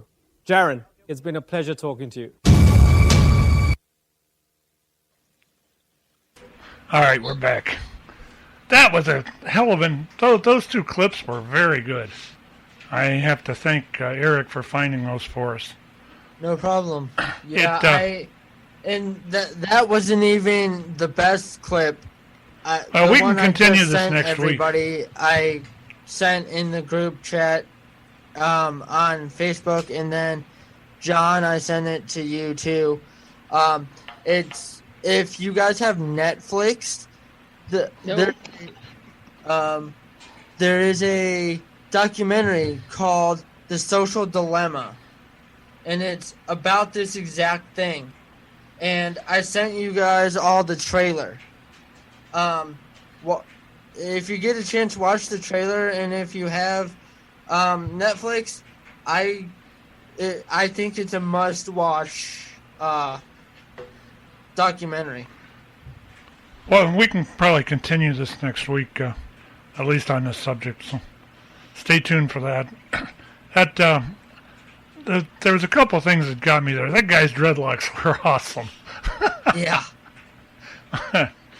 But far from that, the knowing about the addiction. I've never really thought about computers being that way, but I've myself. Some people get addicted to cigarettes, whatever, and I've always wondered if there could be other addictions. Which, if you look at my house right now, and even in my background, you'll see I'm quite addicted to electronics. And if you saw the boards and everything here, you'd see we were addicted to radio. And there are other addictions, and it fascinates me to think, what do I do to break myself of some of this? I don't really want to get out of ham radio or whatever, but I'm addicted. When I go to think I want another radio, it doesn't take a whole lot of, well, it does, it takes some thought. My wife will tell you that, right, dear? Yes. Mm-hmm. But some of it takes a little bit of thought. But, if it come down to me and buying groceries or buying a radio, I might think about the radio, but I would, food's the other priority, and I have my priorities for the most part straight as far as I know. But the thing of it is, if it comes down to paying a gas bill, which I can let slide another month or so, or buying a radio, or hey, I got $600 from a stimulus check, I can either catch up my rent, or I can I can go buy this cool looking monitor. That's where this addiction stuff starts getting a little interesting. Anybody else have any thoughts on that? Beth, you've been pretty quiet. I could definitely see, it was self-reflecting listening to this, the clips that you played. So, and so I have to say, I'm according to those clips, I am way guilty of Facebook. I spend most of my day on the computer looking for avenues and contacts for my books. And I post my books all the time on Facebook, not to get accolades, but to get sales. So, I think that it is a sales tool. However, with what he said, I would be classified as addicted. So, but I don't do Instagram. I don't do Twitter. The only thing I do is Facebook.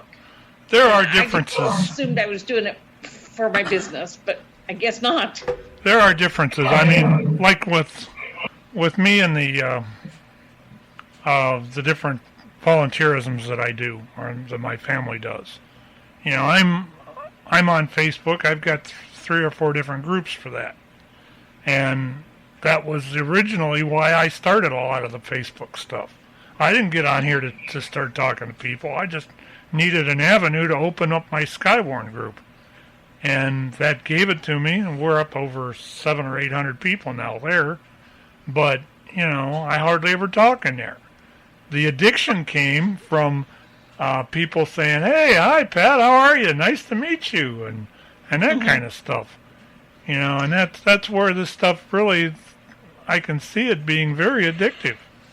It's funny because it's the thrill of the chase. None of my family is on Facebook. None. Not one of them. So I can't even say I'm on it for family and friends because we text each other, but none of them have Facebook, Instagram, Twitter, none of them. So, wow. Need to reevaluate. they're so right on the whole. It's easy to get sucked into it, and how people they feel not justified isn't the right word, but like it's popularity. It's how many likes you get on, or how many comments you get. I mean, I'll admit, even during listening to that video, I posted the trailer to that documentary. Well, I already sadly checked twice in the 10 minutes that that after that I posted it, since I posted it, to see if I have any response. Because I also, after watching the documentary, I shut off my notifications so I don't get them to my phone, thinking that would help, limit the amount of time I'm on Facebook, but that didn't do it. Well, if you can see the camera now, I'm sitting here putting my phone on the charger because it died. I see it. Well, I think it's hard. I mean, yes, I think we're all addicted, but that's how we all communicate. Very few people actually pick up a phone and call anymore. You get a text or you get a private message. That's what I find. Even for me, I am rarely on the phone. Like when I'm talking to my publisher, I was just texting her while I was watching this too. She texted me and I was texting her back. So, certainly it's correct about being, fragmented attention. That's for sure. In some aspects, I see a real benefit for social media. I mean, right. How would you know, or how would you have ever gotten a hold of, say, any of our old classmates that I know you and I both talked to quite a few of them? I have learned so much about a few of these people that it makes me not even want to talk to them again. There are several, not just politically, but their actions overall. You think to yourself, man, they weren't like that in high school. They couldn't have been. And boy, they are now. I mean, well, 110%. But on the other hand, I'm catching up with people, I haven't talked to in many years. And so, 30 or 40. Go ahead, we can say it. And we're all friends here, Beth. Found out that a lot of our classmates, 5 years or 4 years before or after us, live in Texas. So we could have a reunion in Texas. So, and actually, one was coming through. They went on vacation in the Adirondacks, and they were coming through Akron, and I'm sure you and I had Mr. Garman for an elementary principal. Well, his daughter came through, and she came over, so it was nice to catch up with her, and she lives in Grapevine, Texas. So that's how you're with my son. There is good to it, and there is bad, and it's just, I guess, finding the happy medium for all of us of what will work and what won't. For my sisters, Facebook does not work. No social media works. They don't like it. But yet they don't mind texting. And so maybe that's where I go, with this is poor Tony is going to spend his day putting this crap on Facebook, because I sure don't want to do it after watching that. Dale, you still there? I see Dale. Yeah, I'm still here. What do you think? Are you addicted to social media? No. No? Not even close? I knew you were going to say no. No, because to answer Eric's question earlier, I hadn't seen or heard that one, but I have seen interviews and documentaries about the effects of social media, and also like smartphone addiction. Notifications, like every app you install always has notifications turned on, but you can turn them off. Just for a second, I'm transferring some stuff to my phone, so a little pop-up came up there. I don't know what's going on with it, but I listen to a lot of stuff because when I'm driving, because my eyes are on the road, so I'm always listening. It's one of those things where even if the TV is on, there's like YouTube stuff that I'll watch, and I'll actually have to pause it because I want to see it, because all I did, like, I listened to it for the past 30 minutes and I didn't see anything, and all of a sudden they mentioned something on the screen and I look, so I have to go back through and rewatch it again, actually watching it. But one of the podcasts I listen to is David Ramsey. He's a financial coach and life coach. He's actually grown his, if you want to call it an enterprise, grown his network, or whatever you want to call it, where he actually has many people on there. And they have, I can't remember how many right now. I think they just added one within this last summer. I'm thinking they've got like 4 or 5 people that they have on there.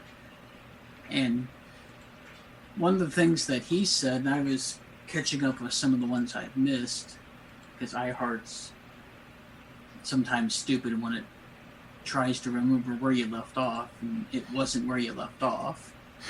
So I found out that there was like 3 months of or whatever that I didn't listen to because of other distractions. But what he said was he'll preface this, and he's really straightforward. He'll say, I'm not a doctor, I'm not a mental health expert, but what I do have is I have 60 years of experience of living. In the past 30 to 40 years of my existence has been helping people with financial help and with just life questions and learning. And he says it's pretty much like having a lot of children. It's not that your children, but you try to impart knowledge into your children and give friends advice and that. And when he says the biggest thing in today's world, and he said, I'm not talking about the 12-year-olds, 20-year-olds. I'm talking about the people that we didn't grow up with this stuff. And I'll be 47, so I'm at the age where it just started this technology.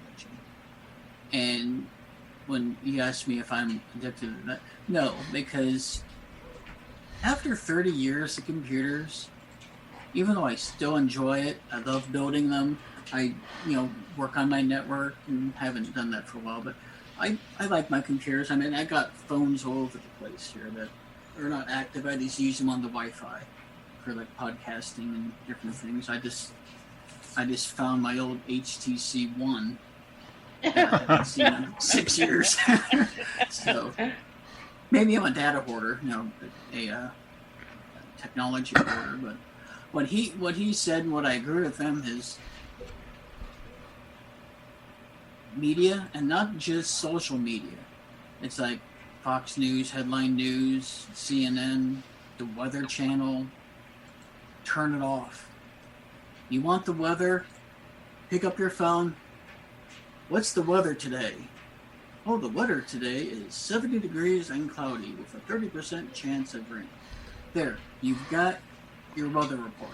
Because ask any meteorologist, those reports, basically 24 hours, they can guarantee that's what's going to happen. In the words of that, they're throwing darts at a board. A very educated and experienced dartboard, but they're throwing darts at a board.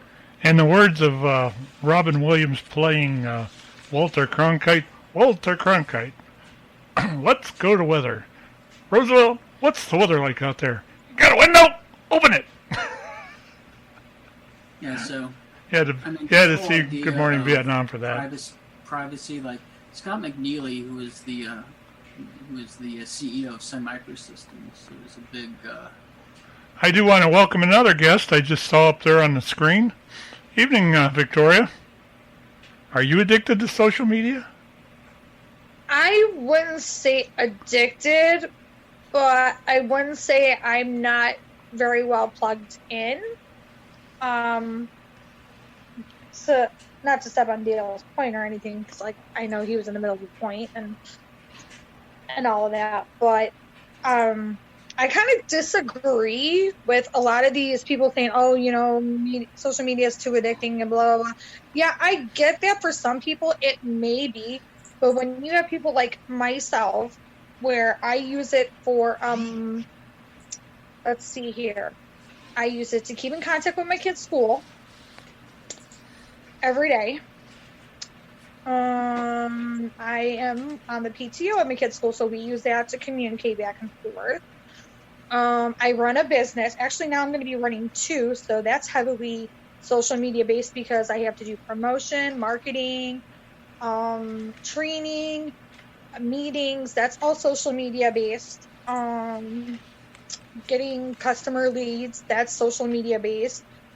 Getting new consultants, social media based. Again, I go to school, again, social media based because it's through a social media platform. Let's see, I belong to several support groups and we do meetings through like what we're doing now, through like Zoom via a social media platform, Facebook. So yes, social media can be bad if it's not used for the intent that it's supposed to be used. And yes, people can become addicted. And yes, there are the bad sides like bullying and harassment and all of that bullshit. But people fail to look at the positive sides of it because it's not just one huge network for negativity. There's also positivity in there. I mean, correct me if I'm wrong. Well, as far as I agree with the positivity side of that. We were not really debating that. You know, there are positive things. There are positive things with so-called experts. There are positive things with a lot of the social media, but the downside is it seems like it could be addicting to me and several others, and that's why that's really what we're debating. Do you think you could be addicted? I'm, looking at my life and at this particular stage, I'm on that phone. I have a thing that watches my minutes on. And my normal day, I'm on that phone over 8 hours a day. Of course, a lot of that's for my work. I probably put about 3.5, 4 hours on it for work. But the other time, I'm either watching podcasts or I'm listening to something as far as the station, or I'm talking to her on the phone, or or I'm actually conducting business on the phone and whatever. But 8 hours is 1/3. I spend a third of the day on the phone, and I spend a third sleeping. You don't want to see how I actually spend on my phone. Even while I'm sitting here with my kids, I'm still on my phone because I'm still working. I'm working 24. The only time I'm not on my phone is literally when I'm sleeping. From the time I wake up to the time I go to bed, I am working on my phone. I am always working. I'm always doing something. Always. Well, as far as being addicted, of a phone addiction than I am a social media addiction. I was going to say with me that I work from home, that I work on a computer on one end of the room, but my social media contact stuff is on my personal computer on the other side of the room. I'm going to tell you, when you get a smartphone, that's going to change. Well, probably, but I see it happen. But that's the thing that recently they said in my work. You have to show us you have 90% production. It's like, Jesus. And sometimes my days are at 70-something. Sometimes, that must have been the day I was checking on my Facebook to see about, or, of course, Patrick's not happy that I'm that honest with my boss, but I like my boss. Or I'll say, hey, we got the TV and it's like right behind me. So if I'm watching my reruns in the heat of the night, I get my Bubba fix, and so I turn and watch that, But as far as going with being addicted to, I'm probably addicted to Facebook. I will admit it. I am. Do you think politics has done that to you? Probably. Well, yeah, probably. How about you other guys? You others on there? Do you think politics has addicted you to any other social media? No. Oh, Eric, go ahead it's first. Had the opposite kind of effect. It's to a point drawing me away from, because I hate the attacking of other people, which we talked about earlier, where people can't have a civil conversation anymore. Yeah. It's always... Oh, I don't have that problem. Because when people start arguing with me, I tell them what they think, and if they don't like it, oh, boo-boo, get you a tissue. Yeah. Beth, you were going to say something. Go ahead. I agree with Eric. I don't want to hear it. I just keep it to yourself because it just creates more problems when you post all that political crap. So I say that too. I steer clear. That doesn't necessarily mean it happens. Facebook for is for my my books and films and publishing. That's the only thing I use it for. I have a couple of friends that are on Facebook. Ellie. Ellie, yes. Love Ellie. Yeah, she's about as much of a Republican as anybody you'd want to know. And some of her comments, I want to puke. But I guess I don't see hers. Her name comes up rarely for me. The thing of it is, she just believes in that. She's a Republican. She unfriended me. What's that? I see Jeanette Overholt a lot. She's Democrat. And I don't really care either way, but I do see the stuff, and if it's funny, I laugh at it, and if it's, if it's something that I just can't believe. That's the thing. I don't watch the politics on Facebook for anything but a laugh or a little bit of I told you so. Yeah. And some of the stuff that plays right on into that.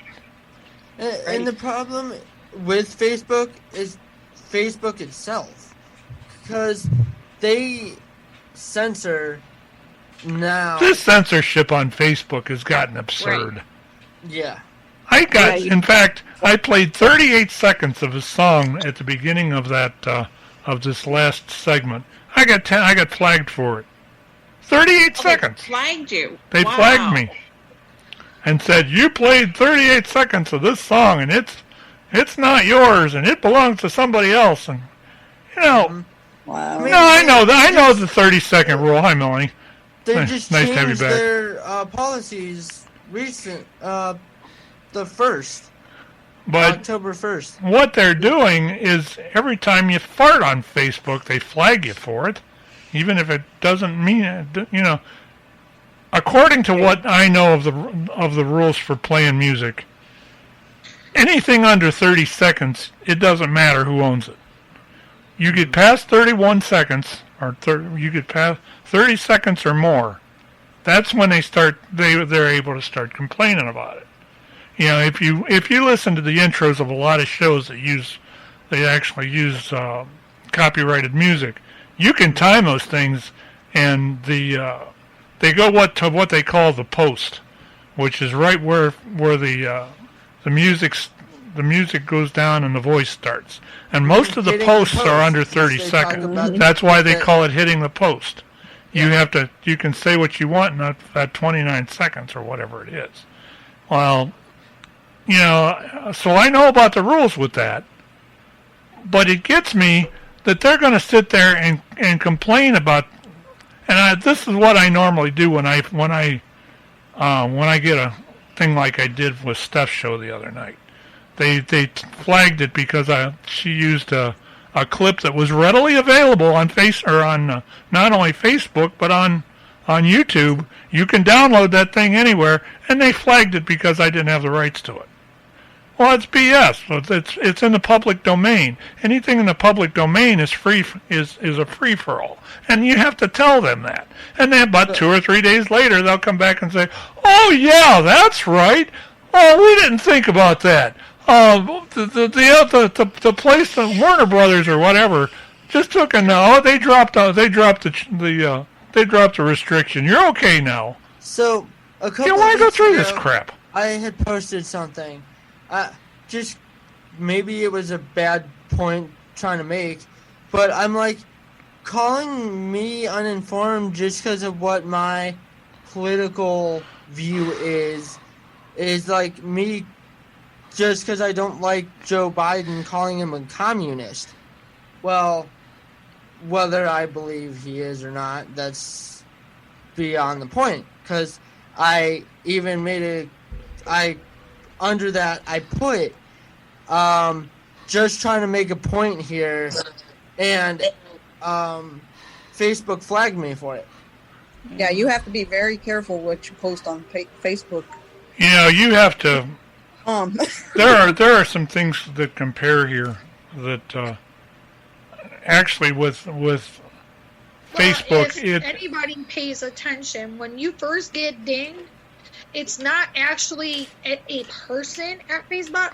It's an algorithm. It's a Facebook bot that will ding you first. Because I actually have a friend, my friend Amanda. She runs the Dysautonomia Support Network group that I'm in, and she just went to the Facebook summit this past week, or is going.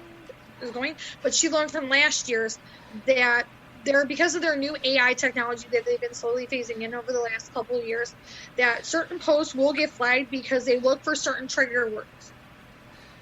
Mm-hmm. So, in order to avoid that, you avoid using those trigger words. Now, there is a way, if you get dinged, to dispute it. What you do is when that box comes up and says, like, your post has been whatever, you click, I don't disagree with that, with whatever the warning or the dinging of the postings. Then it will go to an actual person, and then you can dispute it. And then generally you can get it corrected and whatever. It's like, say if you get banned for like 8 hours or 24 hours. Well, that's what I think is happening with a lot of the video stuff too. But with that's not bad. People can okay, so I posted what I did, but I see people posting, "Oh, well, Trump is a white supremacist." There's no fact proving that. But oh wait, they don't get dinged. Depends on who you watch. Yeah, my mom. I mean, just not to cut you off, Melanie, but I'll make my point real quick. I mean, it's just post. If somebody posted the white supremacist thing on Facebook, they won't get flagged. But me trying to make a point and calling Biden a communist, that gets flagged. Isn't there a little bit of a double standard there? Well, I agree with you, Eric. Let me give you this synopsis of this. Facebook, a lot of times, as far as I'm concerned, it infringes on my right to free speech. Okay, that being said, you could tell me that if you ask Facebook, well, why you're infringing on my right to free speech. Well, they say if you don't like it, Facebook is our territory and we own this thing, and if you don't like it, go somewhere else. Well, didn't we, we have something similar to this in the last show with a certain tasing? She was doing what she believed in too, and The whole thing comes down to the right to free speech and express yourself. And no, I'm not trying to get you mad, Flora. I was going to say, if you start going down that road again, you got that look on your face like I'm going to kill you. You go down that road again, and I will. I'm just trying to make a point here. You know, you got to take and figure out what outweighs what. With Facebook, is their right of ownership of property, does that outweigh my right of free speech? Melanie, did you have something? Yeah, I was just gonna tell them about what happened with Mom and how she posted it was bullet time for so and so, and she had this FBI or the CIA or something show up at my brother's door. It was the Secret Service. Yeah. And they interrogated her for over an hour or two. And yeah, so you got to watch exactly how you word things, or you might be in trouble. Yeah, there's a warning for everybody. But there again, it's free speech. And where do you set the limits to? You know, I can understand with what is going on politically in this country, in this world, where a lot of that is coming from. Excuse me. But the whole thing comes down to is where do you set the limits at? And with some of the stuff, I think the limits are set too high. You know, especially when you get dinged for stuff that is more of an algorithm finding it than it is anything else, and nobody else has an issue with it. If that's the case, then turn the responsiveness on the algorithm down. And you know, it all depends on how you want to look at it. That's pretty much what I think anyway. Anybody else got a comment to add to that? I mean, I understand if it's, you know, threatening someone and their well-being, or threatening yourself or someone else of their well-being. Yeah. But if it's just a general... If it's a generalization, why bother with it? Yeah, like... Unless you're wanting to make an example of somebody or something, which a lot of times I think a lot of that comes down to. Thing, on the flip side, though, like, there's a lot of posts, and I will admit, I have reported quite a few that I have felt are, like, a little too, I wouldn't say controversial, a little too, a little bit beyond PG-17, a little bit too violent, if you catch my drift, in nature, and should not be on Facebook because of the chance of a child may come across it, or someone that's not mentally right upstairs may come across it. Like, there was a video that I reported where it was somebody actually, like, physically violently harming somebody. I reported it to Facebook, and would you want to know what the chat bot told me, the little stupid automated bot? Oh, it doesn't have standards. Oh, but somebody getting maimed and possibly murdered is okay to be on Facebook, but you want to ding me for stupid. So I hit the disagree button and I took it up the chain. That video is no longer on Facebook. That's something you could report to the authorities, and the authorities could have done something. But here's the thing. More than Facebook. Yeah, technically you could, but here's what the cops would have told me, because I did that. This is how I learned my lesson not to do that. Because the cops told me, well, unless you have concrete proof, like you know who the persons are and where this is happening, there's nothing we can do for you. And that's the same BS that they use for bullying too. Yeah. Yeah. Like, and not to get into bullying too much, because I know we're kind of running. Yeah, we're coming up on the end of over. it. I'm going to give it about another 5 minutes and we'll wrap it up. Okay. I know when it comes to schools, I know at least the school I went to, they were strict no matter if it was in school or out of school. and you were bullying over technology, they would literally take your phone as evidence and make sure they can get into it so they can see, if you were doing it and go through your deleted messages to see again. Well, they're right. That right there It's not technically true. Just there is an issue with some of that with your actual right to, the right of search and seizure. Ding! He's got it right on the head. And with that, you have to. If they wanted my phone, they better get a damn warrant for it because they ain't getting it otherwise. Well, if you're a minor, they have to have parental consent to even touch your phone, the interior contents of your phone. They can take your phone all you want. They have to have permission from your parents if you are a minor, because I know I had to go through this with my child's school last year when she snuck my cell phone to school. But, and the school told me had she had any of that material on the phone, she would have been an automatic 5-day suspension.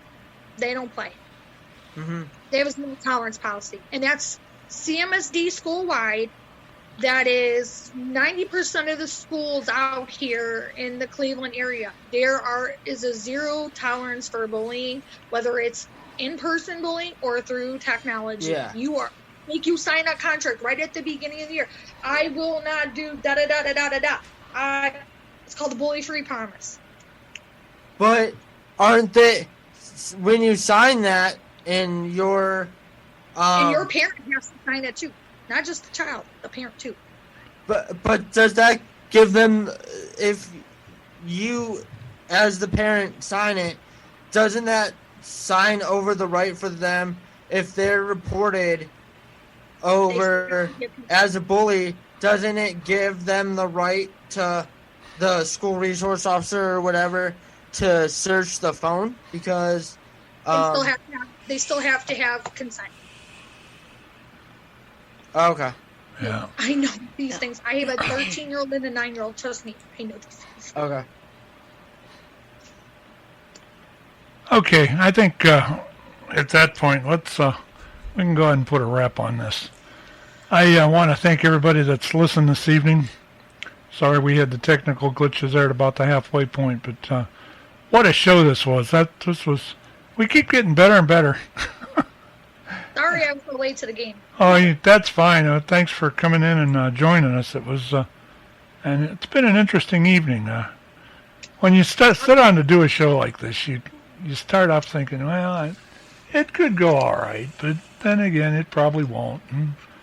And when you turn out topics like we did tonight, this stuff just it intrigues me a lot of times, and it gets me to the point where I start asking myself a whole lot of other questions about, I'll drive around for the next 2 days at work and thinking about what was said here and some of the comments and that. And it's kind of enough to give you gray hair. I could guarantee after you watch the trailer to the documentary, you're going to be asking yourself more questions. It's that thought-provoking. Interesting. Anyway, I was going to say, I want to just throw in, did you all see I stayed awake tonight? All right, Flora, let's applaud here. All right. And Dale, I did it without you over here kicking my chair. Because I know you did that last Sunday. Did you really, Dale? Yes, Dale kicked my chair. I'm almost positive. That's not amazing. I wouldn't do that. I was just stretching my leg, All right. Hey, at least you're not like Tony. Man. Come on. Tony falls asleep literally with his face on the microphone. Oh, I know. And I got proof. There was a clip that I had one time, Victoria, that it had him going. Well, and Earl was sitting there trying to talk, and he's going. Yeah, that was about half the shows when we were all together. All right. Anyhow. Anyway, let's put a wrap on this. Anyway. Everybody say goodnight. Beth first. Night. Eric. Good night. Dale. Safe travels, buddy. Buenos dias, buenas noches. Melanie. Good night. Victoria. Bye. Flora. Good night, John Boy. Good night, Flora. I knew somebody was going to say that. I couldn't help it. Y'all have a blessed week, and we'll catch you next week. All right, Mary Ellen. 7-3 from N8OQP. Good night and joy be to you all. Oh, the comrades that e'er I had, they're sorry for my going away, and all the sweethearts that e'er I had, they wish me one more day to stay. This has been a Crooked River Media production.